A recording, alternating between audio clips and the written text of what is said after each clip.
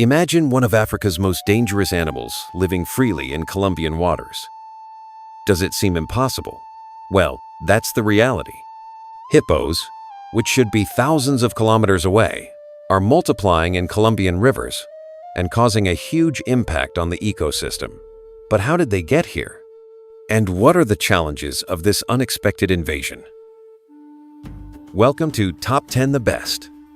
In today's video, we're going to tell the incredible and unexpected story of Colombian hippos. We'll explore their origins, environmental impacts, and attempts to control this growing population. So, like, subscribe to the channel, and join us. Our story begins in the 1980s, when Pablo Escobar, one of the biggest drug traffickers in history, decided to turn his property, Hacienda Nápoles, into a veritable zoo. Located in Puerto Triunfo, in the department of Antioquia, the farm had an impressive collection of exotic animals: lions, giraffes, elephants, and of course, hippos. Among the various animals he brought in illegally were 4 hippos, 1 male and 3 females brought directly from Africa. Little did he know that, years later, this decision would have a huge environmental impact.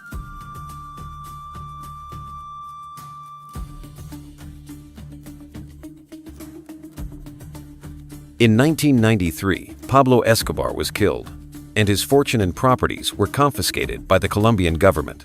Many of the animals from Hacienda Nápoles were relocated to zoos and sanctuaries, but the hippos, they were left behind. The reason? Their size, aggressiveness, and the difficulty of transporting them. With no natural predators and a perfect environment to live in, the hippos began to reproduce rapidly. Little by little, they left the farm's artificial lakes and migrated to the region's rivers. Today, these hippos are completely wild, born in South America and adapted to their new habitat. As a result, they have become the largest population of wild hippos outside of Africa.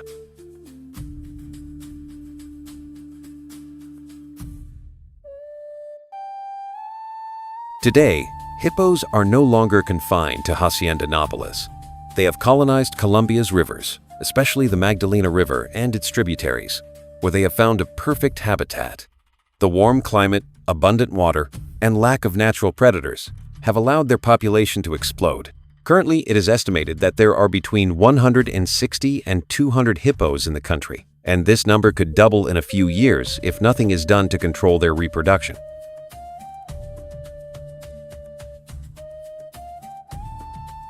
But what does this mean for the environment? Well, hippos are not only big and heavy, they are also extremely aggressive and territorial. In addition, their presence has caused serious impacts on local fauna and flora. The main problems include competition with native species for food and territory, contamination of water with large quantities of feces, affecting water quality and harming aquatic fauna, risk of attacks on humans and boats, as hippos are highly aggressive and can attack when they feel threatened.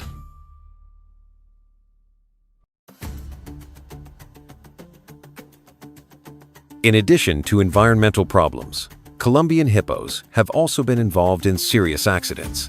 One of the most shocking cases occurred at night, when a speeding car collided with a hippopotamus that was crossing a road. The impact was so strong that the animal died on the spot and the car was completely destroyed. Fortunately, the driver survived.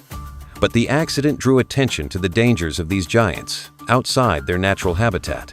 In addition, fishermen in the region report dangerous encounters with hippos. On one occasion, a small boat was attacked by a hippopotamus while sailing along the Magdalena River. The animal suddenly emerged, hitting the boat and knocking the fishermen into the water. Fortunately, they managed to escape by swimming to shore. But the incident reinforces the danger these animals pose to the local population. Reports of attacks continue to increase. Residents report that when approaching riverbanks at night, they have encountered hippos grazing and reacting aggressively to human presence. Some farmers also complain that hippos invade plantations, destroying crops in search of food.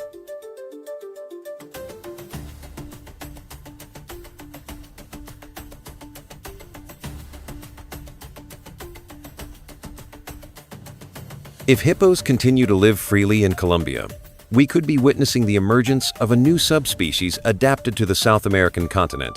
Over time, these animals could undergo genetic changes to adapt to the climate, available food, and even the type of soil and vegetation. In addition, if there is no efficient control, the population could grow exponentially, spreading to other rivers and further threatening native ecosystems. In a few decades, we could see a scenario in which the hippopotamus is a dominant species in Colombia's river systems. This could lead to the need for more drastic measures, such as forced removal, large-scale sterilization, or even the definitive acceptance of the presence of these giants on the continent.